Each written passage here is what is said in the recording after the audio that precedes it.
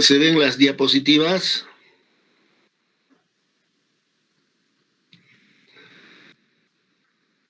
Perfecto.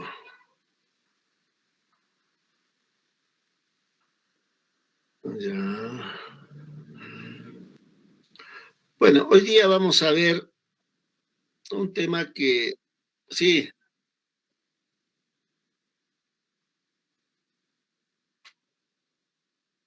oh, ahora, a ver, vamos.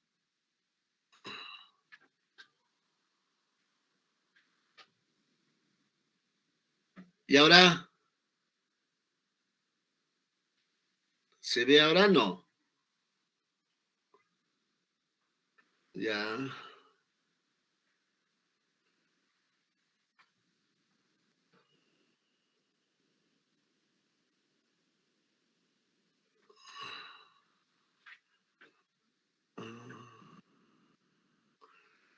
¿Y ahora?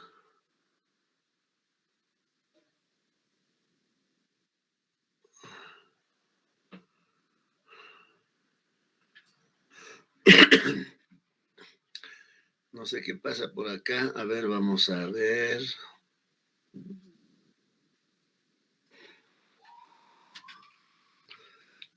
¿Se ve grande ahora? No. Ya. ¿Qué pasa? Ya. Les decía que hoy día vamos a hacer, ojalá, dos clases, todo relacionado con infecciones de transmisión sexual. Lógicamente, una gestante también puede presentar infecciones que se transmiten sexualmente.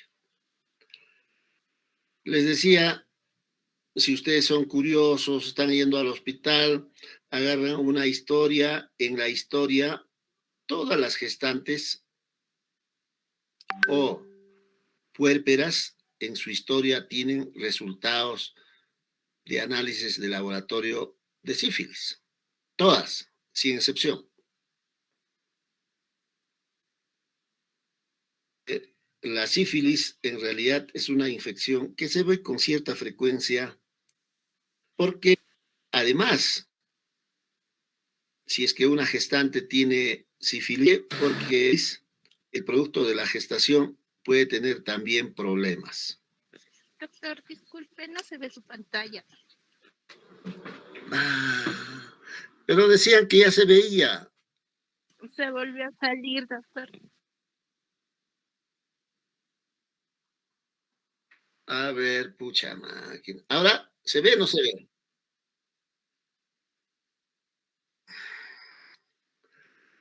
Ay, señor. A ver, vamos a ver. Ya, a ver, voy a empezar. Toda tu pantalla. Ahora sí. Compartir. Compartir.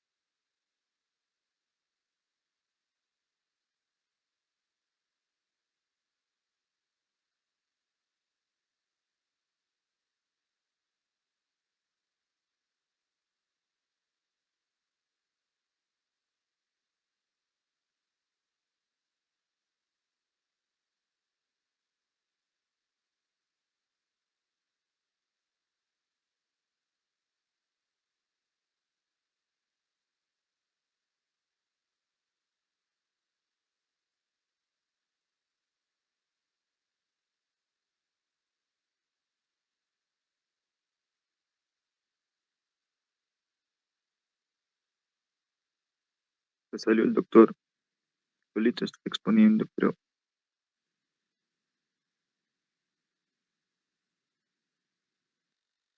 Fátima expone.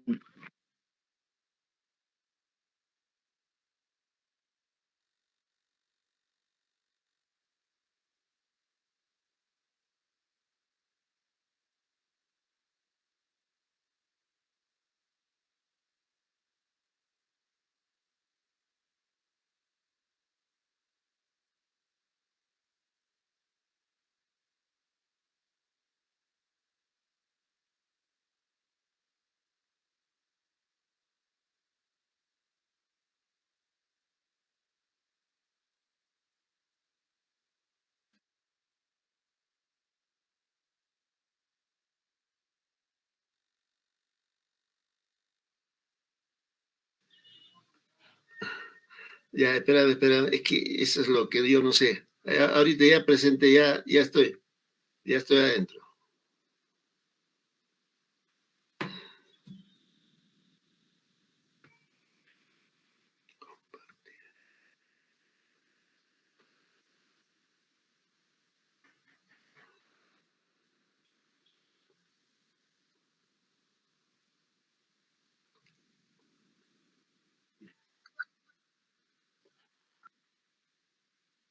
Ah, ya está.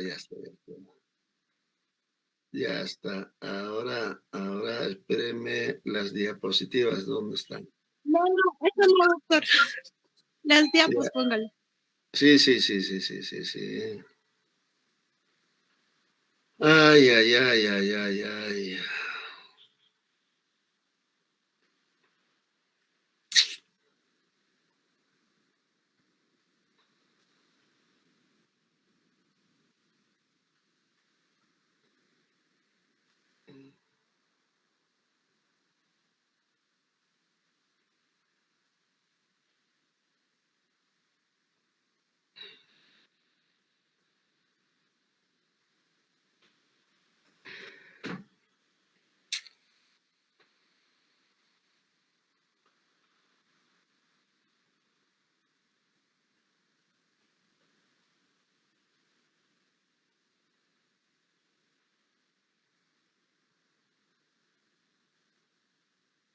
Ahora sí se ve, ¿no es cierto?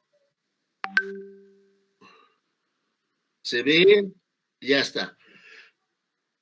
Ya, yo no sé por qué aparece esta tontera.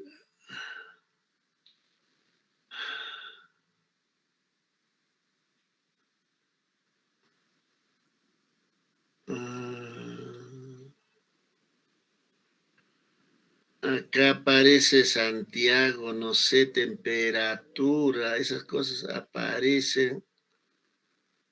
Miércoles. Ya está, ya desapareció.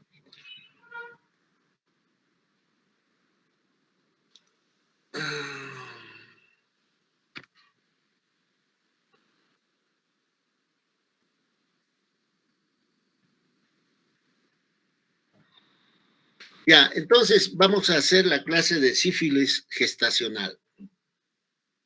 Como estamos, o vamos a tratar, ver sífilis gestacional, se supone es una infección que se diagnostica durante el embarazo.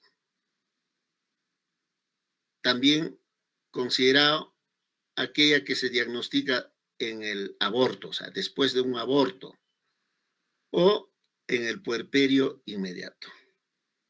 De ahí que cuando yo les hablaba de control prenatal, todas tienen que haber tenido en el primer control prenatal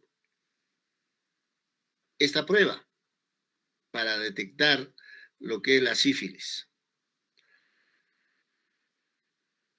Ahora, ¿por qué interesa ver si una gestante tiene o no tiene sífilis?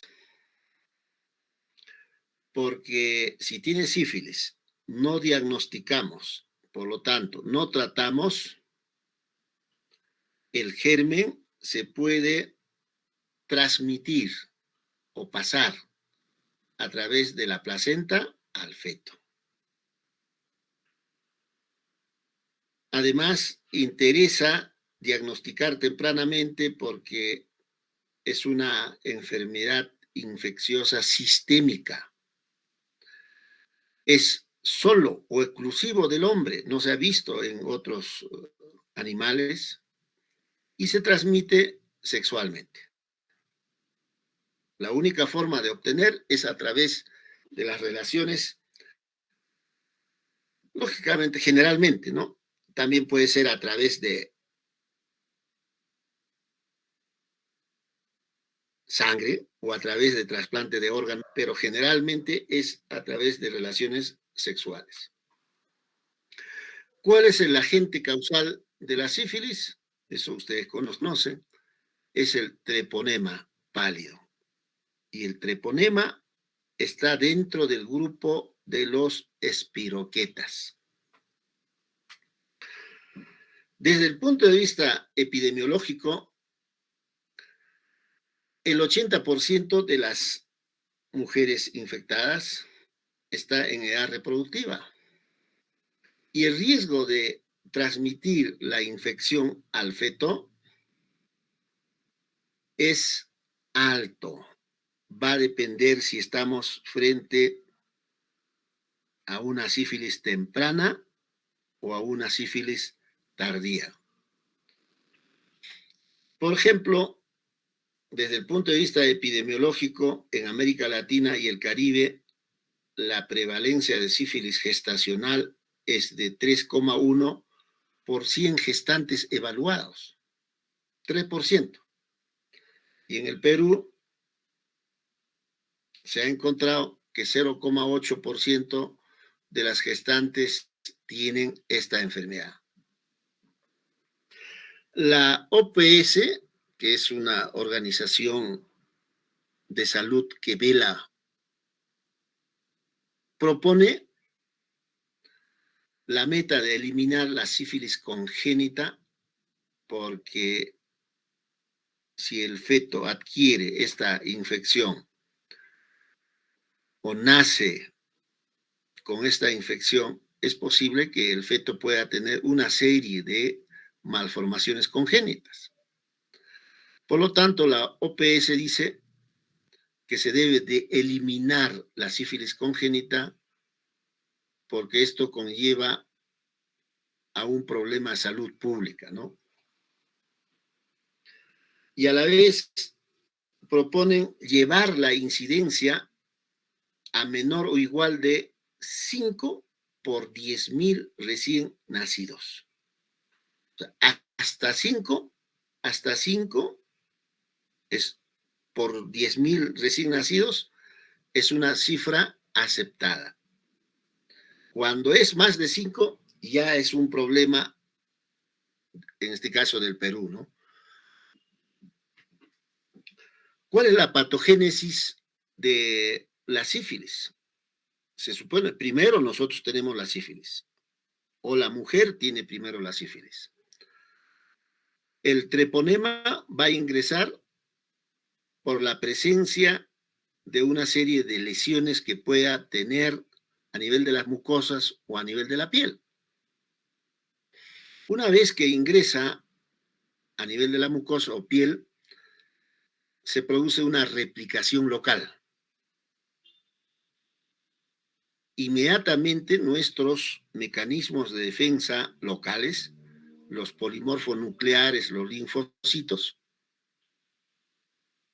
tratan de capturar el treponema y lo va a llevar a los ganglios linfáticos. Y si a nivel de los ganglios linfáticos no se controla, lógicamente a partir de los ganglios linfáticos va a pasar a la sangre y la sangre se encargará de llevar a diferentes órganos de nuestro organismo. Por decir, va a llevar al sistema digestivo, circulatorio, respiratorio, urinario, intestinos. Y me imagino les ha dicho, por ejemplo, si llega al cerebro, va a generar problemas en el cerebro. Si llega a los huesos, igual.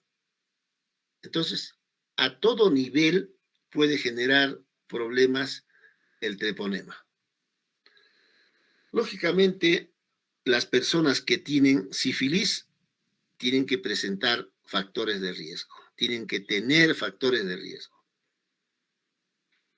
Dentro de los factores de riesgo, uno de esos factores son las prácticas sexuales de alto riesgo. Inicio de actividad sexual a temprana edad. También la promiscuidad sexual. Tendrán más opción de tener sífilis aquellas chicas que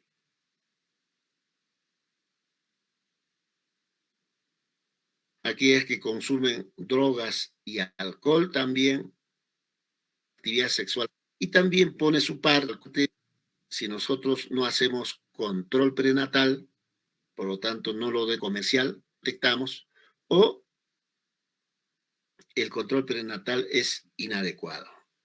Son los factores de riesgo que están relacionados con la sífilis. Lógicamente, cuando uno habla de sífilis, hay una sífilis temprana y una sífilis tardía.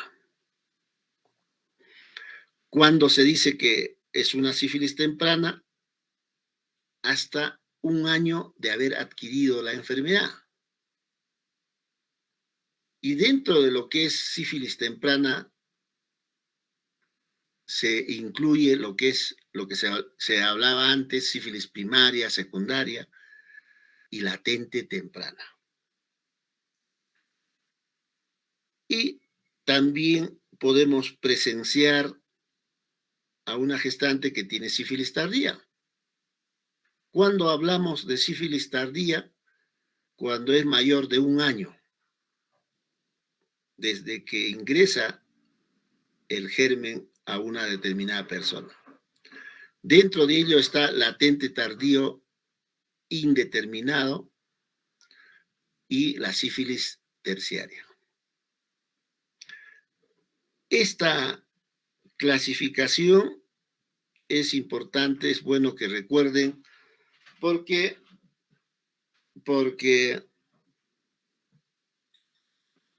todas las gestantes en quienes presentan RPR, VDRL reactivo son considerados como sífilis latente indeterminado.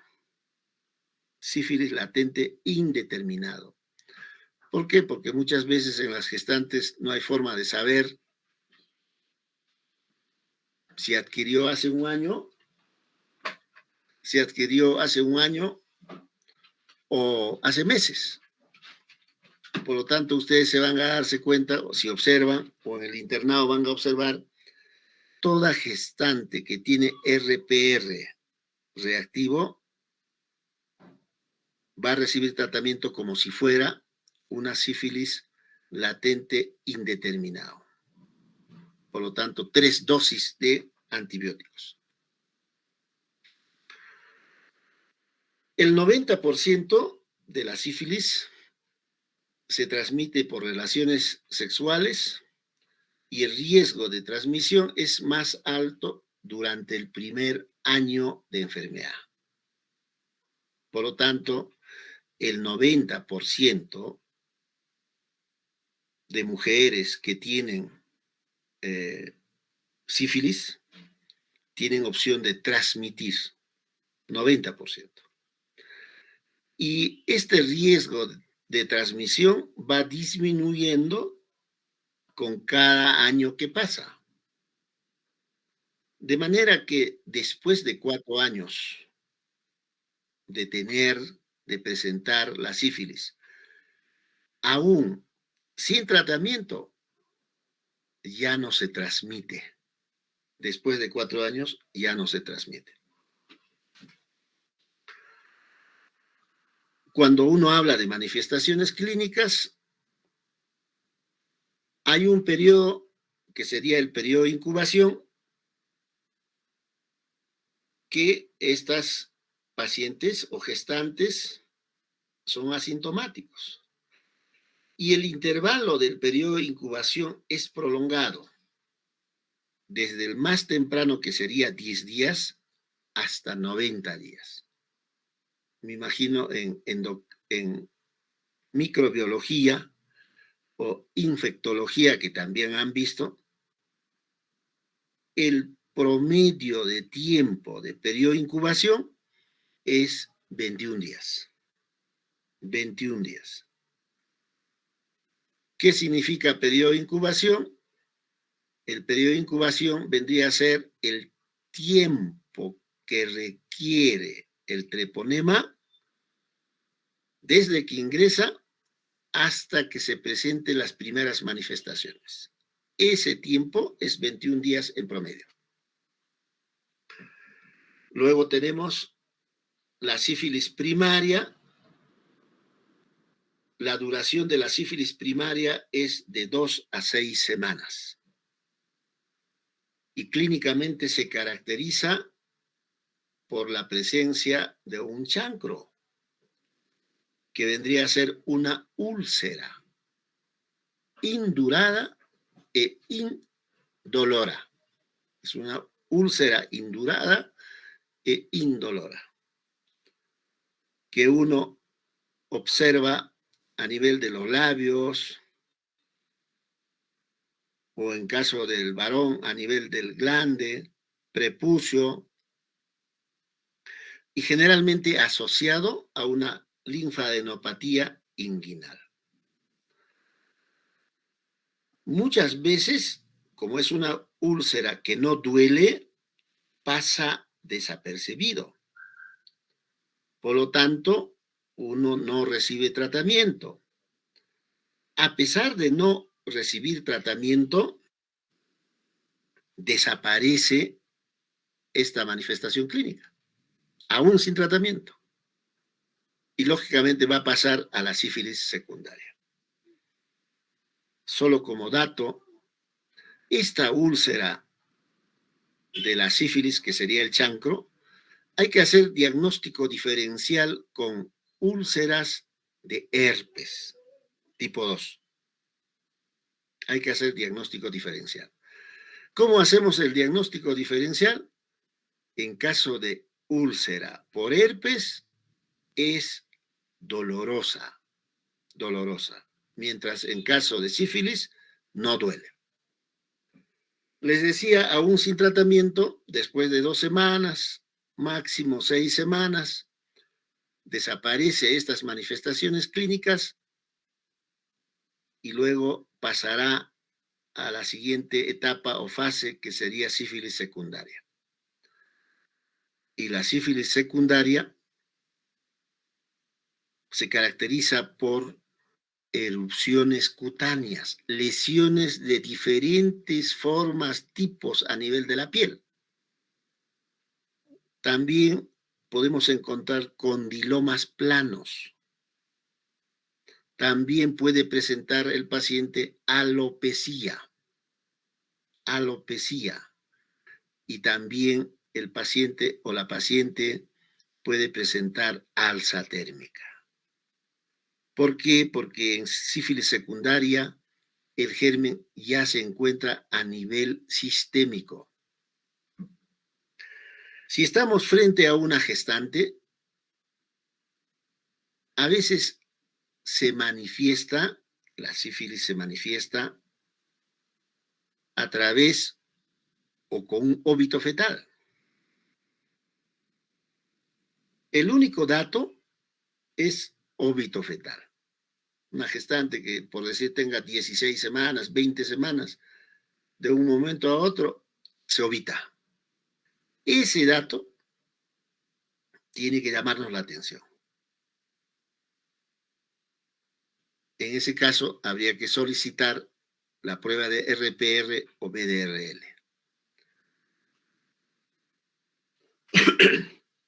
Estas son las lesiones del chancro, úlceras induradas, indoloras, que se presentan a nivel de la región vulvoperineal.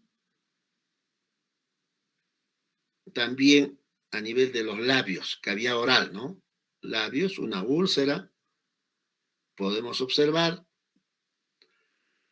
Y les decía, después de la sífilis primaria va a pasar a la sífilis secundaria aún sin tratamiento. La sífilis secundaria es el periodo de máximo contagio y tiene una duración de 6 a 8 semanas. Después de este tiempo, aún sin tratamiento, desaparece la enfermedad. Vale decir, pasa ya a otro estadio. La sífilis secundaria, si ustedes revisan, van a encontrar, es la gran simuladora. ¿Por qué? Porque las personas o mujeres que tienen la sífilis secundaria se va a manifestarse de diferentes formas. Habrá gestantes o mujeres que van solo porque tiene fiebre. Otras irán porque solo tienen alopecia. Otras irán porque tienen lesiones dérmicas. Por ejemplo, esto es una lesión dérmica tipo exantema maculopapular. Pueden ir por esta manifestación. Es un hallazgo. Por lo tanto, si uno encuentra lesiones de este tipo, hay que pensar en sífilis. Otras irán por este tipo de lesiones, placas eritematosas. Otras van a ir por este tipo de lesiones, lesiones descamativas. Les decía, después de 6, 8 semanas, aún sin tratamiento, desaparecen las manifestaciones clínicas y va a pasar a la sífilis latente. La única forma de hacer diagnóstico de sífilis latente es por o a través de las pruebas serológicas reactivas. Porque estas pacientes en esta etapa son asintomáticas. No tienen ninguna manifestación. Solo realizando una prueba podemos encontrar esta enfermedad.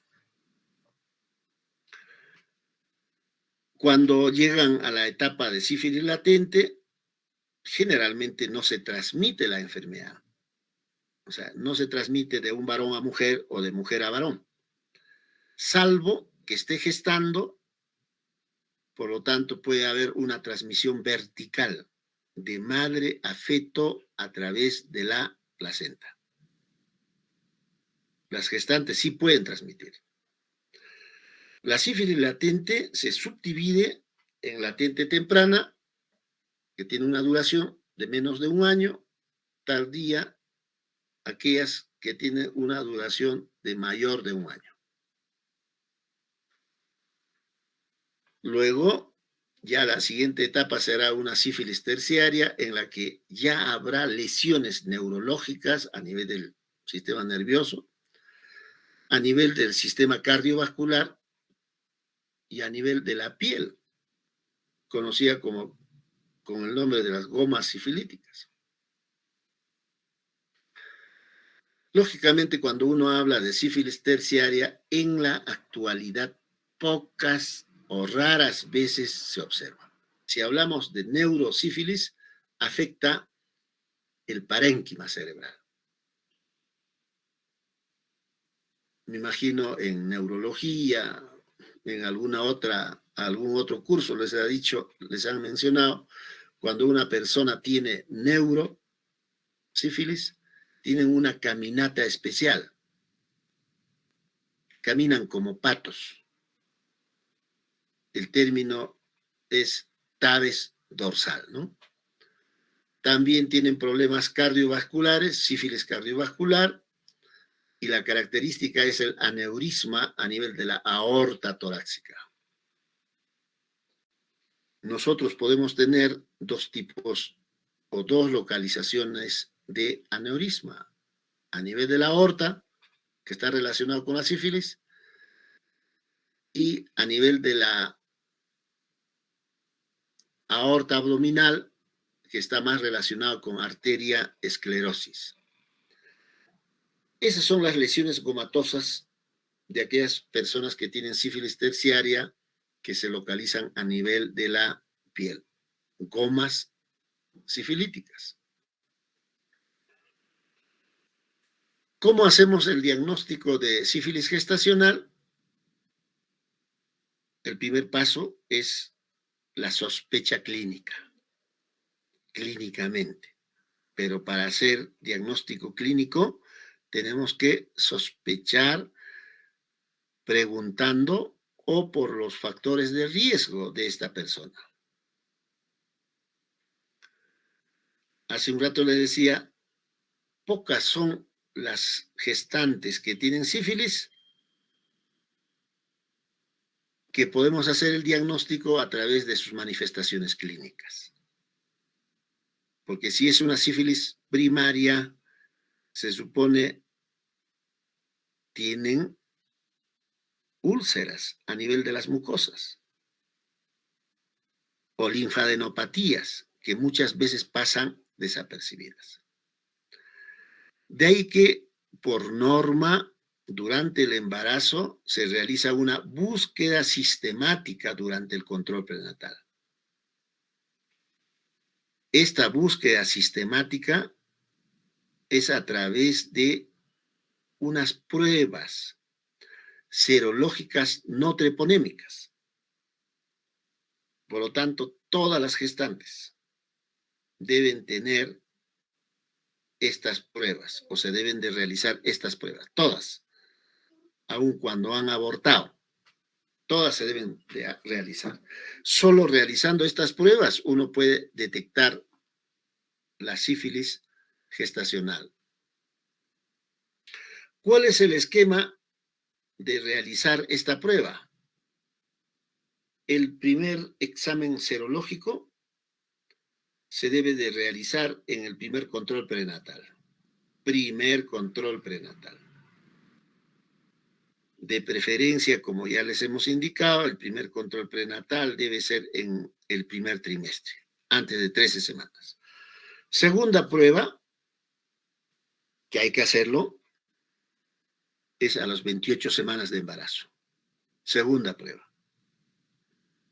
El hecho de que en el primer control sale negativo o no reactivo no significa que no pueda tener. Después de esta prueba se puede contagiarse y la única forma de detectar será pues realizando otra prueba a las 28 semanas. Y finalmente el tercer examen al momento del parto. Al momento del parto. En aquellas gestantes que tienen factores de riesgo. Pero van a ver ustedes, por lo menos en el Hospital Lorena, a todas se les solicita al momento del parto, ya sea en trabajo de parto o en el puerperio inmediato, a todas. Por lo tanto, se detecta ya sea en el primer examen, segundo o en el tercer examen, ¿no?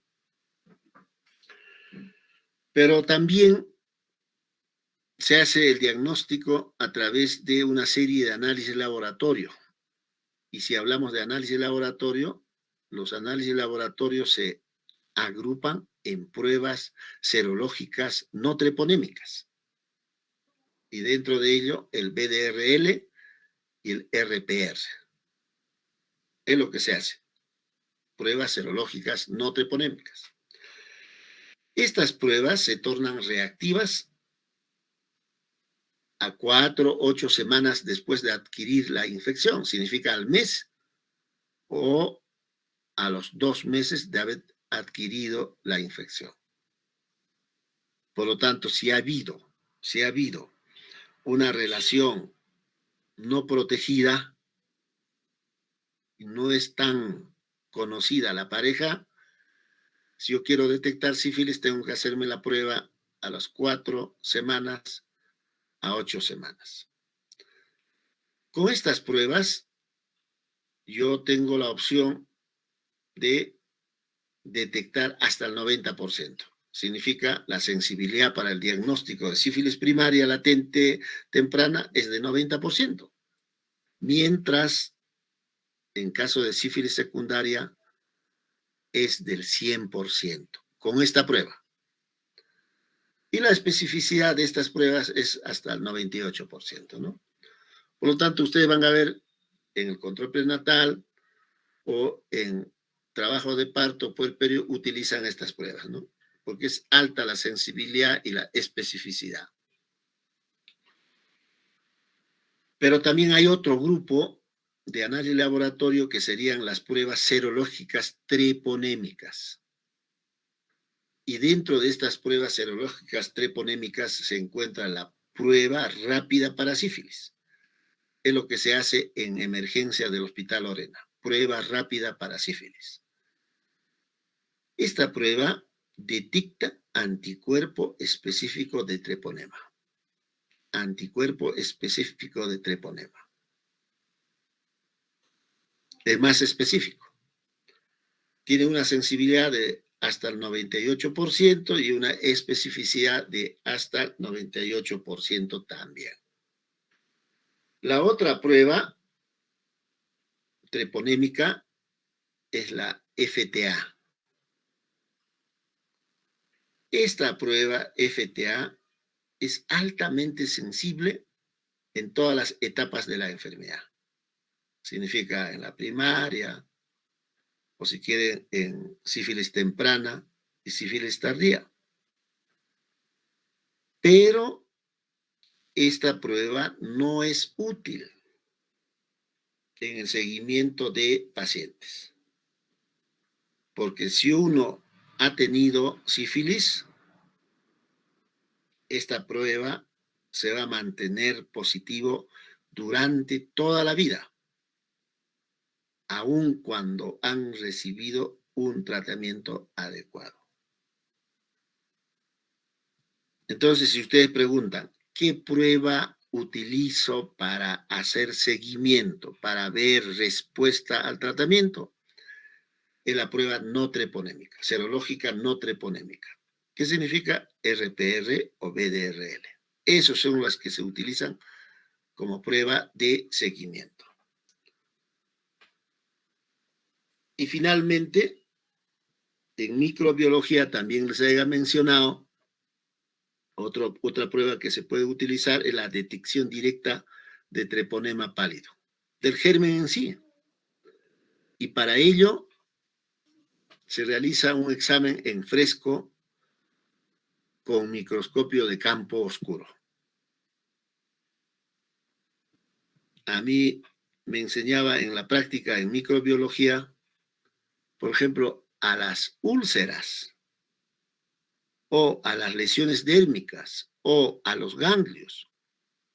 Uno administraba suero fisiológico, infiltraba y luego aspiraba. Y ese aspirado, en ese aspirado se buscaba el treponema. Entonces, como dice acá, es un método de diagnóstico directo de la sífilis primaria, secundaria y congénita precoz. ¿Por qué? Porque en la sífilis terciaria ya no hay treponema. Ya no hay. La muestra se toma del exudado de las lesiones, como serían las úlceras, condiloma plano y las lesiones que podamos encontrar a nivel de las mucosas. Si nosotros hacemos el diagnóstico tempranamente y establecemos el tratamiento oportunamente durante el embarazo, con esto se evita el desarrollo de sífilis congénita hasta el 100%. La preocupación es o debe ser diagnosticar y tratar oportunamente. Si nosotros tratamos oportunamente, evitamos la sífilis congénita hasta 100%. Porque felizmente, si ustedes revisan, van a encontrar que el treponema es el único germen que no ha creado resistencia a las penicilinas. El resto ha generado resistencia, mientras el treponema no.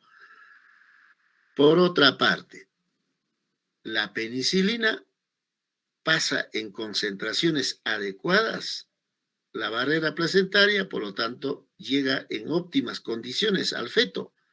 Y si el feto ya tiene el germen, lógicamente el tratamiento va a ser eficaz. Por eso se dice que durante el control prenatal tenemos que hacer diagnóstico precoz y tratamiento oportuno de gestantes que tienen sífilis. ¿Por qué tratar una gestante con sífilis? Uno se preguntará, ¿no? ¿Por qué tanta inversión? ¿Se imaginan ustedes? Todas las gestantes deben tener análisis de laboratorio hasta 3 veces. Mucha inversión. Entonces, ¿por qué tratar? La idea de tratar es para evitar la transmisión materno-fetal a través de la placenta. Por lo tanto, si nosotros tratamos, estamos controlando el pasaje del espiroqueta a través de la placenta. Por lo tanto, no habrá pues una transmisión vertical durante el embarazo. Pero por otra parte, si nosotros hemos tratado adecuadamente, en el momento del parto, el feto no se pondrá en contacto con las secreciones cervicales, vaginales, que fácilmente pueden ingresar por la cavidad oral, por las fosas nasales, por la conjuntiva. Entonces, por ahí también se está controlando lo que es la sífilis congénita. Se ha visto de que el riesgo de transmisión al feto estamos hablando, está directamente relacionado con el estadio de la sífilis materna. ¿Qué significa? Si una gestante está en sífilis primaria o secundario, esta gestante puede transmitir al producto de la gestación entre 70 y 100%. Significa de 100 mujeres que tienen sífilis, no reciben tratamiento, las 100 van a pasar al feto. Si estamos hablando de sífilis latente temprano, menos de un año, hasta 40%. Si hablamos de sífilis tardía, hasta el 10%. Por lo tanto, el treponema puede pasar al feto desde la semana 10 de gestación, lógicamente siendo más frecuente entre la semana 16 y 24. En mi época se hablaba de que el treponema podía pasar a través de la placenta desde 18 semanas. Después, estamos hablando de los años 90, 16 semanas. Y en la actualidad ya se ha demostrado que el treponema puede pasar desde 10 semanas. Desde 10 semanas. ¿Qué significa? ¿Para qué sirve este dato? Si una chica, una mujer se embaraza teniendo sífilis que no se ha tratado, a partir de 10 semanas, si es que no recibe tratamiento, el germen va a ir pasando, llegando al feto. Y en el feto, generando consecuencias, como vamos a ver después. De ahí que, o es la razón por la que en la primera consulta hay que hacer RPR. A las 28 semanas, otra vez RPR, para evitar consecuencias a nivel del producto de la gestación.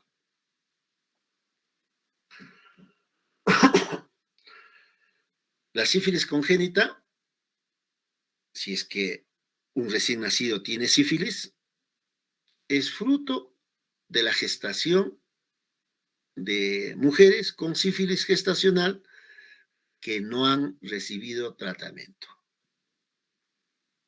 o han recibido tratamiento en forma inadecuada, porque el tratamiento adecuado es que debe recibir una dosis por semana y por 3 semanas.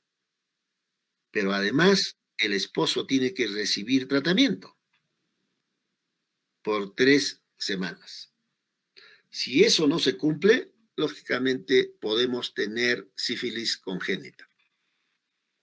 La sífilis congénita se debe, si hablamos del Cusco, del Perú, a que nosotros, personal de salud, no estamos haciendo control prenatal. O si hacemos control prenatal en forma inadecuada. Otra razón es que el tratamiento que establecemos es inadecuado. No porque nosotros queramos, sino porque a la gestante se le cita cada semana y a veces no vienen. Y la otra razón es que haya una ausencia de control serológico para ver hay o no hay respuesta al tratamiento. Y finalmente, habrá sífilis congénita porque el manejo de contactos es inadecuado. ¿Qué significa contactos? El tratamiento es en pareja. Si la pareja tiene otra pareja, la otra pareja también tiene que tener tratamiento o recibir tratamiento. Si no se hace de esta manera, el manejo es inadecuado de los contactos. Por lo tanto, puede o podemos presenciar a la sífilis congénita.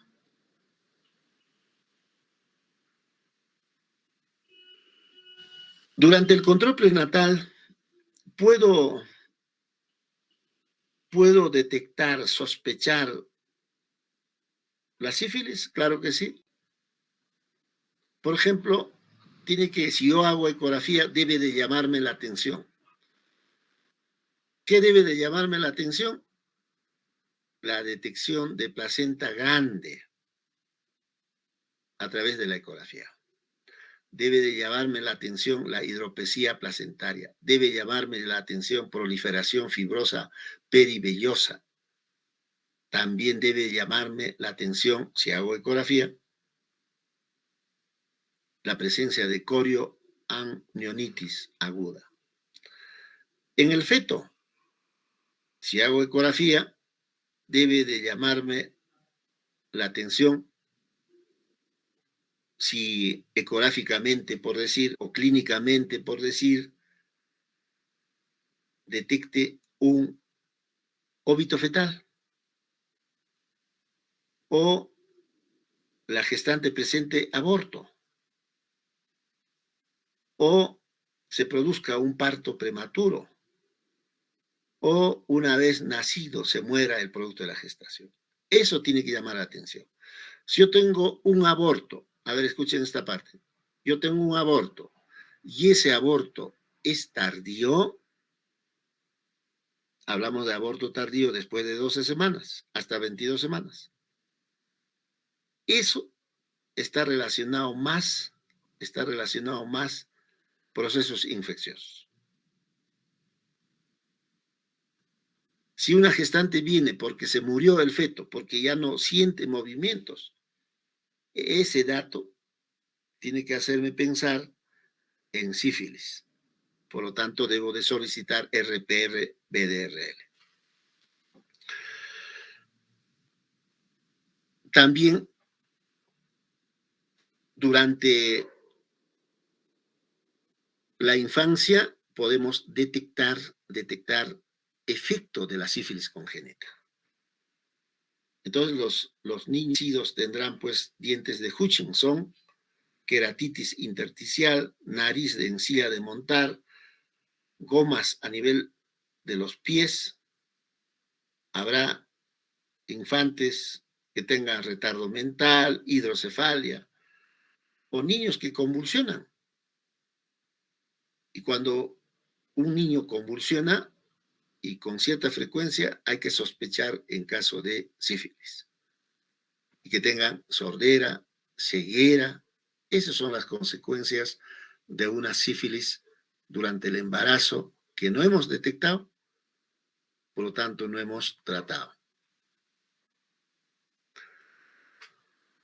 ¿Cuáles son las complicaciones perinatales en gestantes no tratadas? Recién nacido vivo con sífilis congénita, hasta el 100%. Imagínense, hasta el 100%.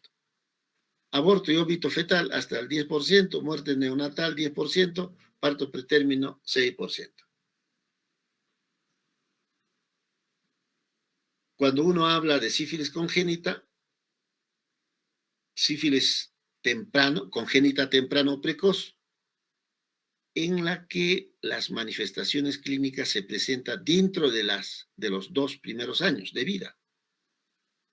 Entonces, las manifestaciones que hemos presentado o que hemos mencionado, como tibia en sable, retinopatía sifilítica, nariz en silla de montar, se va a presentarse dentro de los 2 primeros años de vida. Mientras una sífilis congénita tardía, estas manifestaciones se presentarán después de 2 años de edad. Entonces, tempranamente, al momento del nacimiento, uno puede sospechar cuando el recién nacido presenta pénfigo palmoplantar, cuando presenta coriza sifilítica, cuando presenta lesiones a nivel tabique nasal, pero también al momento del nacimiento, el producto de la gestación tenga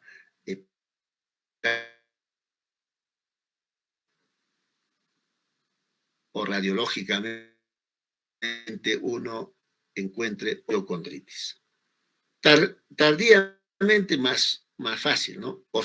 Dientes de Hutchinson, corioretinitis,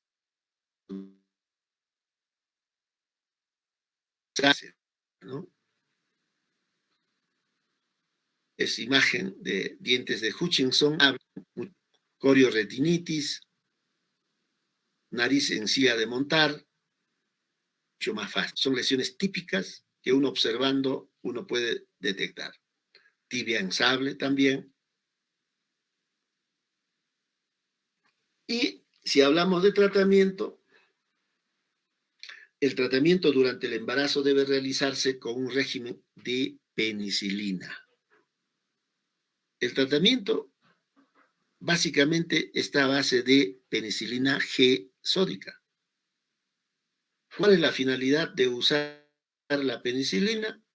Eliminar la infección que transmita al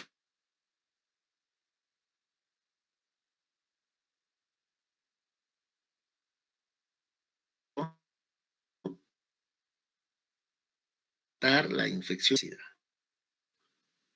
Y con eso, lo que estamos haciendo es prevenir la sífilis congénita, vale decir, de que no presente las manifestaciones de sífilis congénita temprana o tardía, ¿no? ¿En qué consiste el tratamiento? En caso de sífilis temprana, el tratamiento es penicilina G benzatínica, en la que se administra 2.400.000 por vía intramuscular una sola dosis. Y en caso de sífilis tardía, se utiliza igual penicilina G benzatínica 2.400 por vía intramuscular, semanal, una vez por semana, por 3 semanas. Pero hace un rato les decía, en caso de gestantes, generalmente cuando el resultado de BDRL es reactivo, esta gestante debe ser considerada como una sífilis latente indeterminado, que encaja dentro de lo que es sífilis tardía. Por lo tanto, debe de recibir 2.400 por vía intramuscular por semana por 3 semanas. Lógicamente, si estamos frente a una neurosífilis, el tratamiento será la penicilina G sódica. 3 a 4 millones de unidades cada 4 horas por vía endovenosa durante 14 días. Si estoy frente a una gestante que es alérgico a las penicilinas, el tratamiento alternativo es la eritromicina. La eritromicina será efectivo para la gestante, pero no es tan adecuado para el feto. ¿Por qué? Porque el paso transplacentario de la eritromicina es pobre e irregular, es pobre. Por lo tanto, la concentración de eritromicina en el feto no es lo adecuado como para controlar el espiroqueta en el feto. Pero sí para la madre es adecuado, ¿no? Pero para el feto no. ¿Cuándo sé que se sanó la gestante? Por lo tanto, criterios de curación. Lo voy a determinar a través de las pruebas no treponémicas, ya sea RPR o PDRL. Entonces, si yo tengo BDRL o RPR no reactivo, digo que ha respondido adecuadamente. Otro criterio es el título disminuya por lo menos en 2 diluciones a los 3 meses. 2 diluciones. O cualquiera de las 2 pruebas no treponémicas, RPR, BDRL, cuantitativo,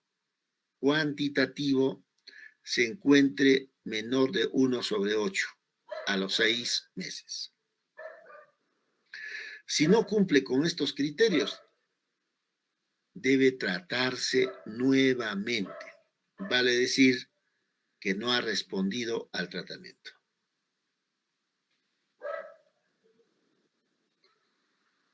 Lógicamente hay que hacer un seguimiento secuencial con pruebas no treponémicas. Seguimiento secuencial.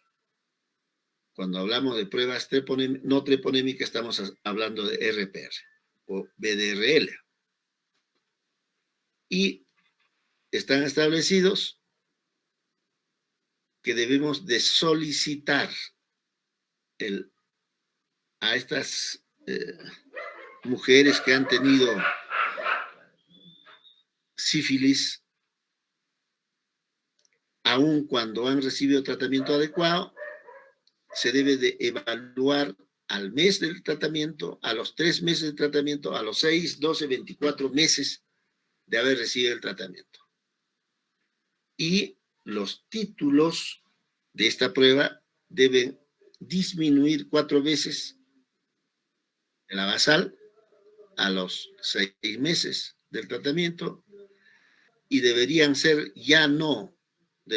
no reactivos a los 12 meses, a más tardar 24 meses. Ya no deben ser reactivos. Pero también uno debe de sospechar en una reinfección.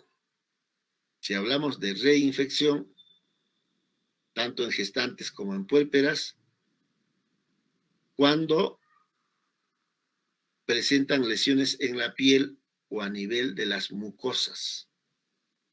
Nuevamente empiezan a presentar lesiones. ¿Qué significa? Presentan úlceras, induradas, indoloras. Por lo tanto, uno puede sospechar que nuevamente se ha infectado. También pensaremos en una reinfección cuando hay un incremento en títulos de pruebas no treponémicas, de 4 veces respecto a la prueba inicial. Porque lo usual, si es que recibió tratamiento y se curó, hemos dicho que las pruebas deben ir bajando y desaparecer. Pero hablaremos de reinfección en vez de bajar, la prueba o los títulos empiezan a incrementarse. Este es un fluxograma que sería bueno recordar. Generalmente a las gestantes se les realiza BDRL o RPR. Tengo dos opciones. Una opción, salga negativa. Estamos hablando en la primera consulta, primer trimestre.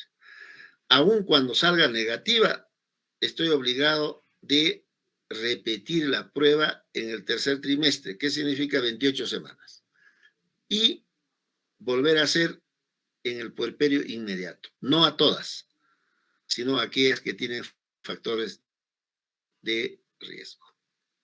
Si se mantiene negativo, esta mujer no ha tenido la infección. La otra prueba o la otra opción es que salga positiva, significa reactivo. En ese caso, hacemos FTA, que es la prueba treponémica. Si la prueba treponémica sale negativo, tengo dos opciones. Seguramente este resultado BDRL cuantitativamente era menor de 1/8, cuantitativamente. Y la otra opción es que sea un falso positivo. Falso positivo, uno puede hablar que ha hecho una reacción cruzada. Y cuando uno habla de reacción cruzada, ustedes tienen que recordar, puede hacer una reacción cruzada con todas las enfermedades inmunológicas. Lupus, artritis reumatoidea, dermatomiositis, también con la tuberculosis, también con la malaria, también con fiebre tifoidea, también con fiebre malta. Entonces, si sale negativo con esta prueba FTA, tengo esas opciones. Pero si sale positivo, lógicamente 100% seguro que es sífilis. Por lo tanto, debo de establecer el tratamiento. El tratamiento no solo a la gestante, sino a su pareja también. Si su pareja tiene otra pareja, igual también tratamiento. Lo que quiero que recuerden es esta parte. Está confirmado que tiene sífilis, es mayor de 34 semanas, o sea, después de 34 hemos hecho el diagnóstico. Debe de recibir penicilina G sódica, 4 millones cada 4 horas por 14 días.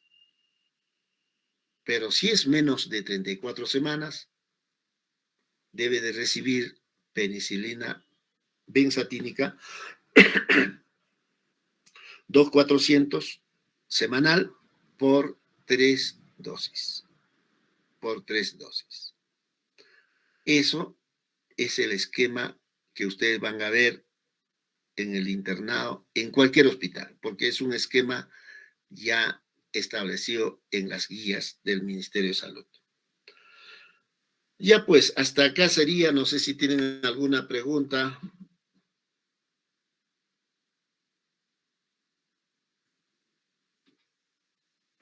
Ninguna pregunta. Ustedes que han llevado recién estos temas hace poco.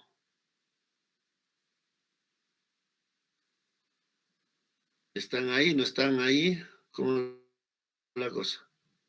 Todo claro, doctor. Perfecto. Ya, yo pensé que se habían dormido. Yo dije, solo estaré hablando como loco. Ya, entonces, a ver, voy a ver. Ya, espero que estén despiertos. Voy a ver mis diapositivas. ¿Dónde está esta cosa? A ver, déjenme ver para el otro tema. El otro tema va a ser corto, así que no. A ver, voy a ver por acá. Voy a ver por acá. Parece esto. Ay, ay, ay, ay, ay, ay, ay, ay. A ver, vamos a ver. Vaginosis. A ver, Mariluz, ayer no ha venido, o lunes no ha venido.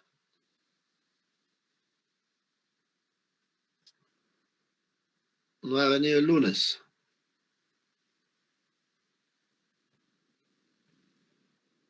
Tampoco Juan Carlos vino.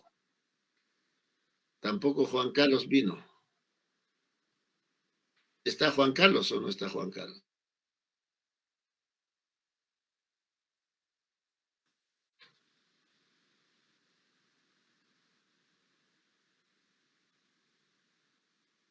¿Juan Carlos está?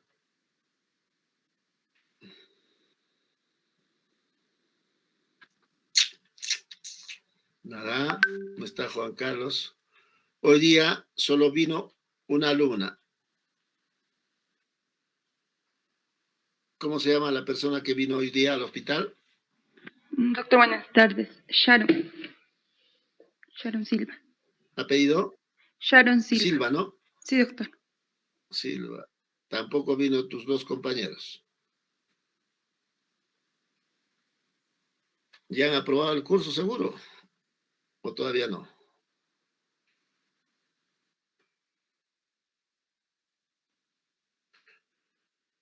Ya, entonces sería bueno que vayan, ¿ah? Porque Silva, por ejemplo, hoy día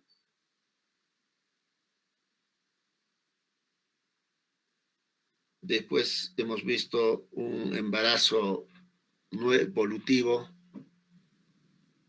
Tienen que venir.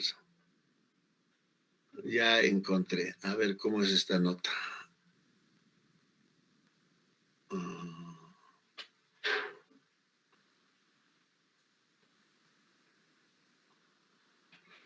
Ahora sí pongo dejar de presentar. Y nuevamente, pues la otra ya será, pues. La otra, a ver, ya, compartir, ya, ocultar, ya está. ¿Se ve o no se ve? Ya está, se ve.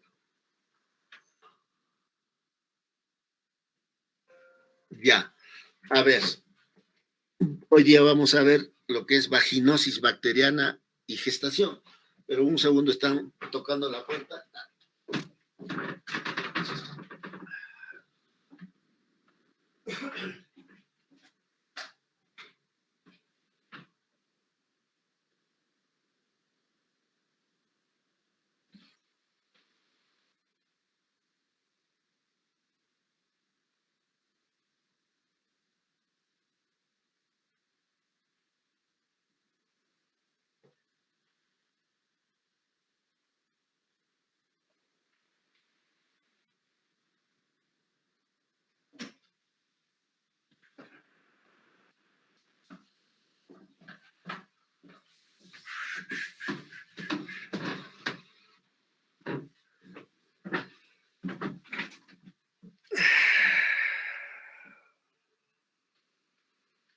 ¿Cuántos están en clases, delegada?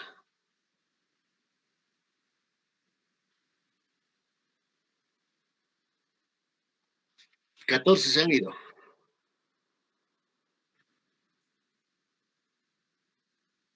Ah, 12, claro, 30, 12, sí, 12 se han ido.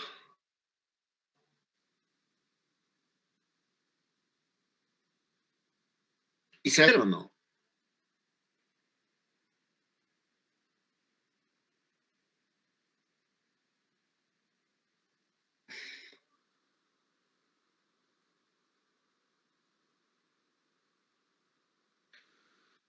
¿Hay forma de saber quiénes son esos 12 que se han ido o no han entrado, ¿no es cierto? ¿Ha llamado lista o no? ¿Se llamó lista?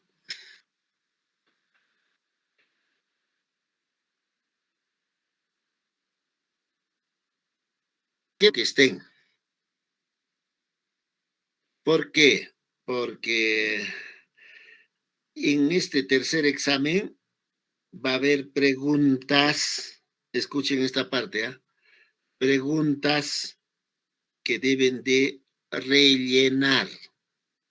Porque hasta acá han pasado piola, solo marcar. Al champú nomás, yo sin estudiar 10 siquiera llegaría. Al champú nomás. Pero en esta prueba, tercera prueba, van a rellenar una palabra, 2 palabras, qué sé. Por lo tanto, sería bueno que estén en la clase. Yo generalmente no llamo lista, ¿no? Pero tampoco me pueden engañar ustedes. A ver, entonces les decía que vamos a hablar sobre vaginosis. Igual que la sífilis, la vaginosis bacteriana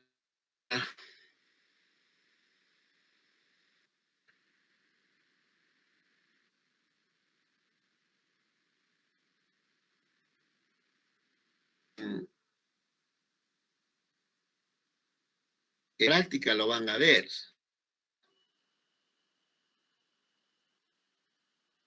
Es bastante, tiene vaginosis y no se trató. Puede tener RPM, puede tener parto pretérmino, puede tener después del parto una endometritis, puede tener una endomiometritis, puede tener una pelviperitonitis, incluso una sepsis, o se puede morir.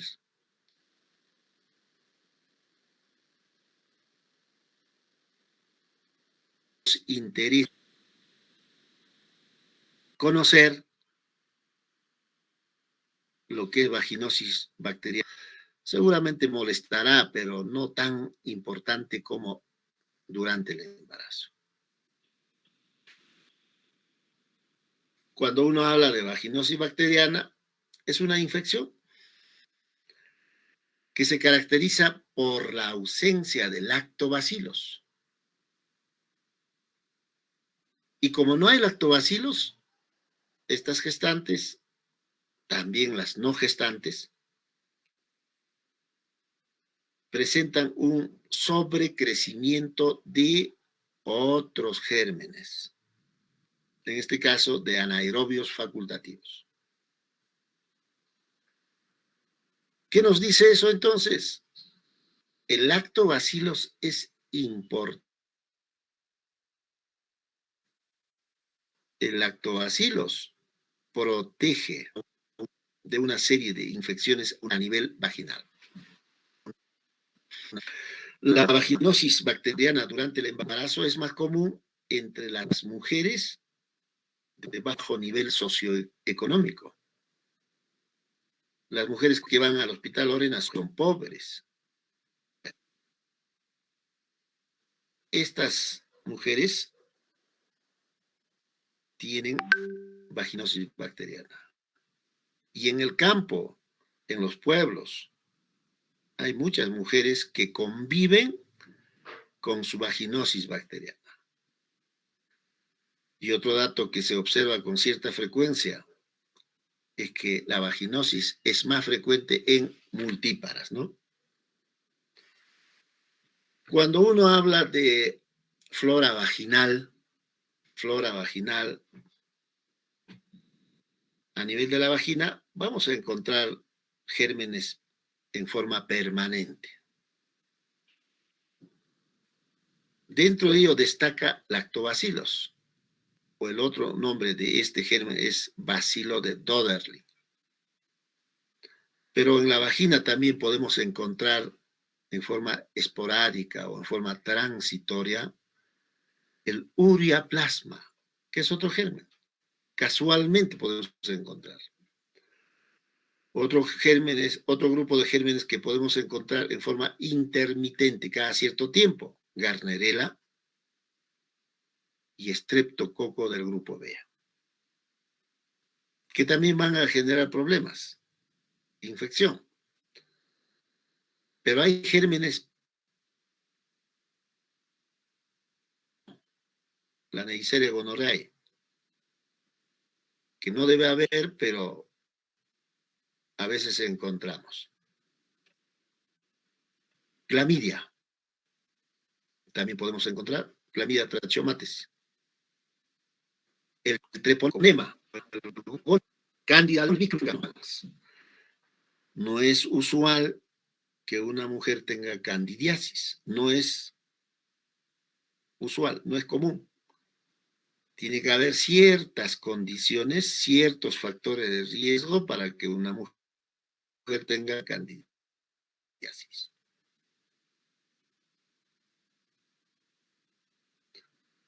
Y lógicamente la Gardnerella, ¿no?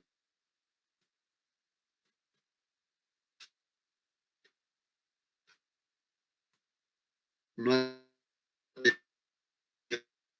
relaciones.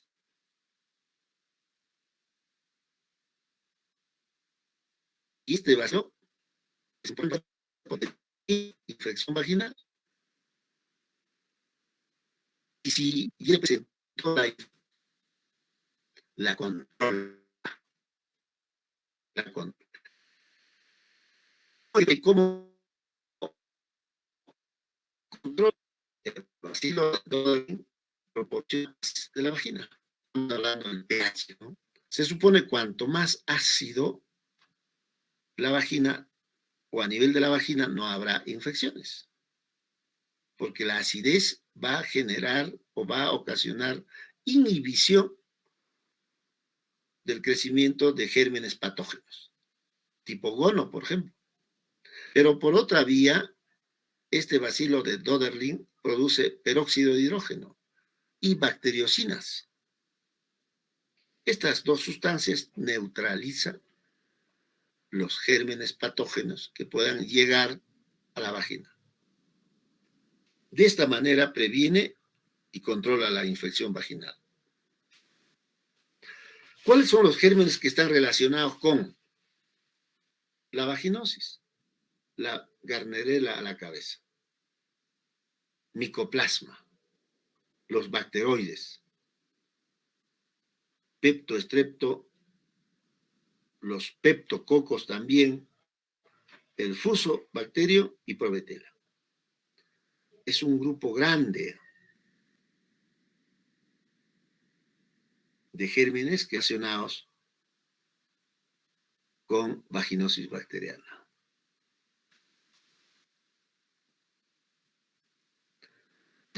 Estos gérmenes, tanto Gardnerella,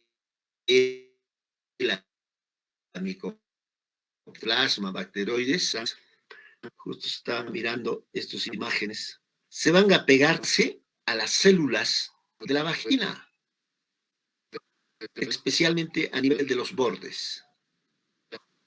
Entonces, se pegan en los bordes y da o genera la impresión de que estas células de la vagina hubiera mordido. Esas células en cuyos bordes se observa microscópicamente estas bacterias se conoce con el nombre de células clave. Es un criterio de diagnóstico de vaginosis bacteriana. Lógicamente, las mujeres que tienen vaginosis bacteriana tienen que tener factores de riesgo, y dentro de los factores de riesgo es tener más de una pareja sexual, cambio de pareja en los últimos 30 días, tener una pareja sexual femenina, también aquellas que se realizan duchas vaginales. Usualmente en los consultorios, en el hospital privado, uno pregunta, dice, cuando encuentra vaginosis bacteriana, lógicamente, uno se le pregunta a la paciente, se le pregunta y se le dice, ¿usted se realiza duchas vaginales? Sí. con las duchas vaginales lo único que estamos logrando es eliminar el bacilo de Doderling. Por lo tanto, los gérmenes oportunistas o patógenos, feliz, empiezan a proliferar, generar las manifestaciones clínicas. Las duchas vaginales generalmente los practican después de una relación sexual. Por lo menos hasta hace 30 años será, de repente 40 años, había unas bombillas. Entonces las mujeres que tenían relaciones, después de terminar las relaciones, en esa bombilla echaba agua, seguramente muchas veces hasta sin hervir. Se introducía la bombilla dentro de la vagina, aplastaba y todo el agua al fondo de la vagina. Y lo barría con el bacilo de Doderling. Y después venían las infecciones. De ahí que esas bombillas ahora ya no se fabrican, ya no se comercializan. Ya serán pocas las mujeres que utilizan esas bombillas para hacer duchas vaginales. Sin embargo, igual, siguen haciendo duchas, pero ya no con bombillas, ¿no? Y las mujeres que tienen DIU también tienen opción de tener vaginosis bacteriana. La fisiología, estamos hablando de la colonización por flora patógena, inhibiendo el desarrollo de Gardnerella, Mobiluncus, bacteroides, peptococos, peptostreptococos. Pero cuando hay una disminución del bacilo de Doderling, se facilita, se favorece el crecimiento de bacterias facultativas, especialmente los anaerobios.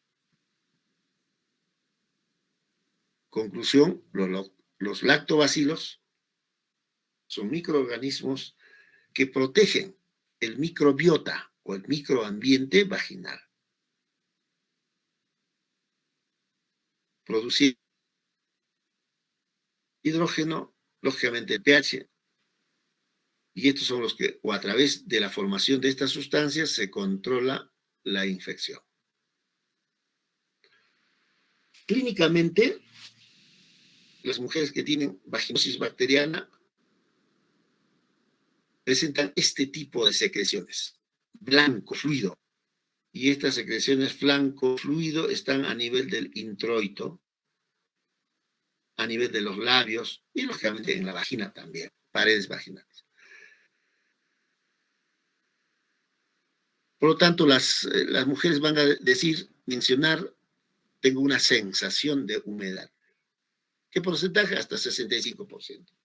Descarga vaginal, 57%, olor desagradable, 58%, y a veces dolor pélvico.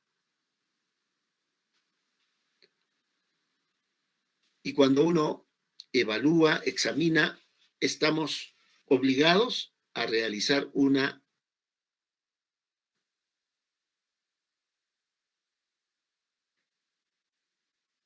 y la inspección, lógicamente, es primero el introito vaginal y las caras internas de los labios.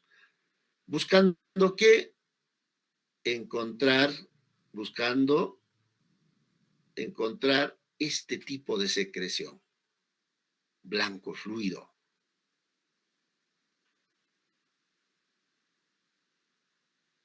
Por el color tengo que hacer diagnóstico diferencial con cándida, pero la secreción de cándida diferente a esta secreción que estamos observando. A ver, un segundito. ¿Aló? Dime. No, pero te he dicho pues a partir de las 3. ¿Me has llamado? Me ha llamado para las 4. Chao. Entonces, estoy obligado a realizar una inspección a nivel de los genitales externos, colocar espéculo y a través del espéculo, como observan ustedes, en las paredes vaginales, observar estas secreciones. Y a través del espéculo también el cuello uterino, ¿no? Aprovechar que estamos con el espéculo dentro de la vagina y medir el pH vaginal. Y cuando uno determina el pH vaginal, el 97% con vaginosis bacteriana tiene un pH mayor de 4,5. Cuanto más se acerca al pH neutro, tiene más opción de tener vaginosis bacteriana. Les decía, una mujer que tiene infección, uno puede pensar en vaginosis bacteriana, vulvovaginitis candidiásica, uno puede pensar en tricomoniasis, que son los más frecuentes. Por lo tanto, hay que hacer diagnóstico diferencial. Diagnóstico diferencial a través de las secreciones. En caso de vulvovaginitis, la secreción no es mucho. En caso de candidiasis es abundante, blanco, grumoso, como leche cortada. En caso de tricomoniasis, también la secreción verdosa, espesa. Y si uno coloca espéculo, en la valva posterior del espéculo, podemos observar esta secreción con presencia de burbujas. Presencia de burbujas. El otro dato que hay que tener en cuenta es el olor. En caso de vaginosis, el olor sugiere olor a pescado. En caso de vulvovaginitis candidiásica no tiene olor. En caso de tricomoniasis, el olor es fétido. Otro dato que hay que tomar en cuenta, preguntar, es el prurito. En caso de vulvovaginitis o vaginosis bacteriana, no hay tenso, y en caso de tricomoniasis también hay prurito. Otras manifestaciones en vaginosis bacteriana no presenta, a lo más podemos ver, o la paciente candidiasis, hay dispareunia, hay disuria. Dispareunia está relacionado con relaciones, disuria al momento de la admisión. Tricomoniasis igual, hay disuria y dolor a nivel de bajo vientre. Dentro de los signos que uno puede observar, la secreción, en caso de una vaginosis bacteriana, la secreción en la vagina y en el vestíbulo, vamos a observar, pero no hay signos de irritación. ¿Por qué? Porque como no presenta prurito, no realizan el frote para calmar el prurito. Mientras en caso de candidiasis, sí, pues se va a observar eritema vulvar por el picazón que frotan con la truza las pacientes, edema de labios, hasta fisura podemos encontrar, ¿no? Fisuras, grietas. En caso de tricomoniasis, les mencionaba, es una secreción amarillenta, espumosa, y a nivel del cuello observamos cuello color frambuesa, color a frambuesa. Y si hacemos el test de pH, en caso de vaginosis bacteriana, el pH es mayor de 4,5. En caso de candidiasis es menor de 4,5 y tricomoniasis mayor 4,5.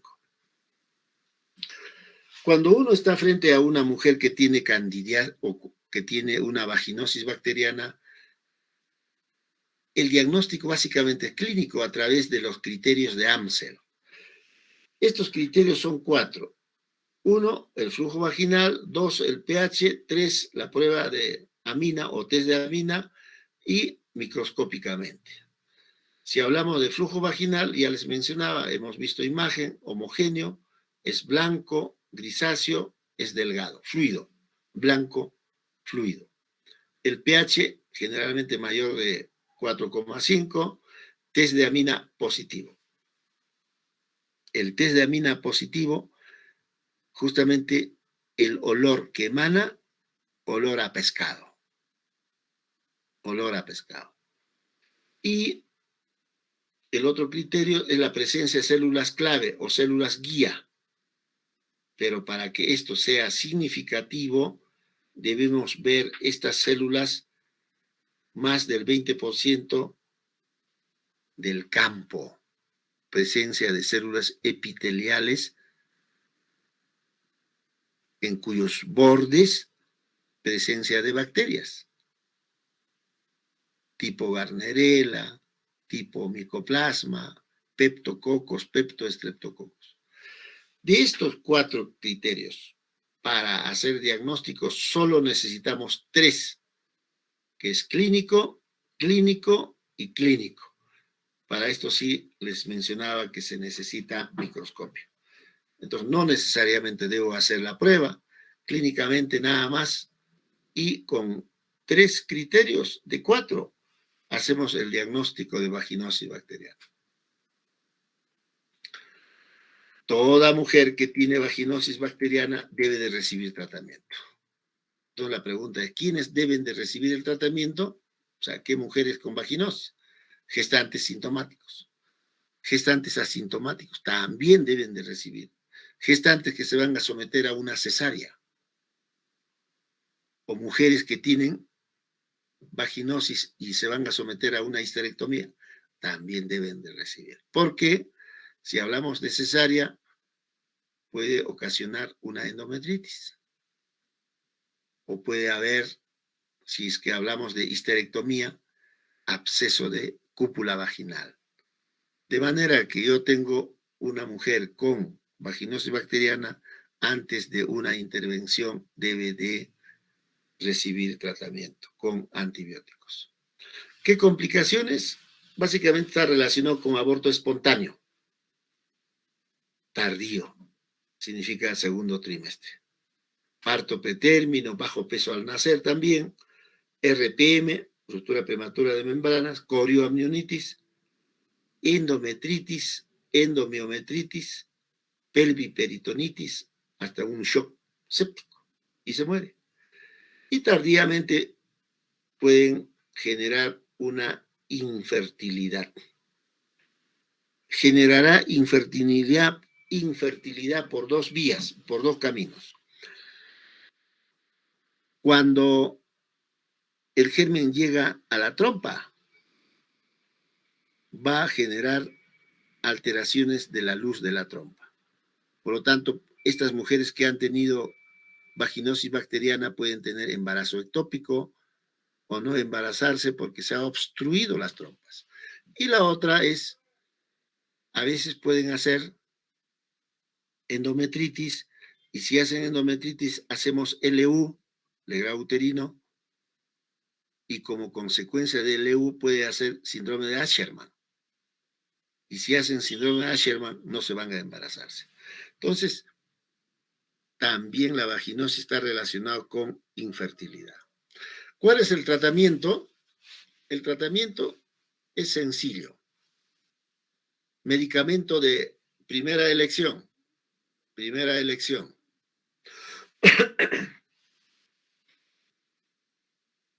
¿Cuál es el medicamento de primera elección? Metronidazol. ¿Cuánto? 500 cada 12 horas por 7 días. Pero también podemos utilizar metronidazol de 250 miligramos cada 8 horas, igual 7 días. Eso por vía oral. Pero también se puede utilizar por vía vaginal óvulos de metronidazol. Los óvulos de metronidazol vienen en 500 miligramos que se debe colocar en las noches por 7 noches. Si no tengo metronidazol o la paciente por alguna razón no puede recibir metronidazol, tengo un medicamento alternativo que sería la clindamicina. ¿Cuánto de clindamicina? 300 miligramos 2 veces al día por 7 días. Significa 300 cada 12 horas. Si no tengo por vía oral, tengo clindamicina por vía vaginal y a través de un aplicador, cada noche se administra 5 gramos de clindamicina. Lógicamente el aplicador se coloca o se introduce en la vagina y se presiona y la crema va a quedar al fondo de la vagina. ¿Cuántas noches necesitamos utilizar la clindamicina? 7 noches. Entonces, como verán ustedes, el tratamiento de vaginosis bacteriana o es con metronidazol o es con clindamicina. Pero en la práctica ustedes van a ver que se usa más metronidazol. Yo creo que hasta ahí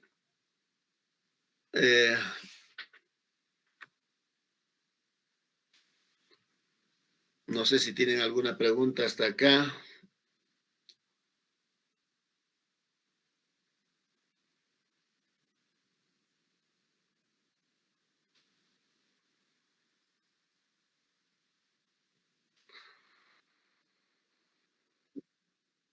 Perfecto. Bueno, creo que quedaba pendiente 2 grupos, estaban sin temas, ¿no es cierto? Me estaba olvidando 2 temas importantes. Uno de esos temas sería cesárea. Creo que quedaban 8 alumnos, creo que quedaban. Ya, entonces 2 de 4. Ya. 4 alumnos hará cesárea y 4 alumnos abdomen agudo quirúrgico y dentro de ello apendicitis y gestación y colecistitis y gestación. Significa entonces apendicitis hará 2 y colecistitis 2. Muy bien, ya el lunes nos veremos. Avanzaré también el día lunes. Yo voy a avanzar. Perfecto. Habría que cronogramar de tal manera que todos se expongan. Hasta antes de 16 creo que era.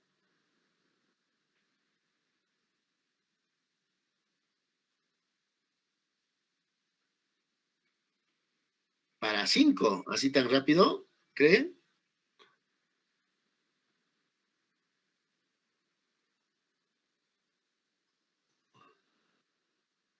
Ya, perfecto.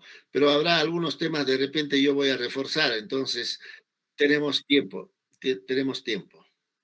Ya pues, entonces el día lunes nos veremos, vayan a descansar si han trabajado, si han estudiado, vayan a almorzar y nos veremos el día lunes y con el grupo de prácticas el día viernes.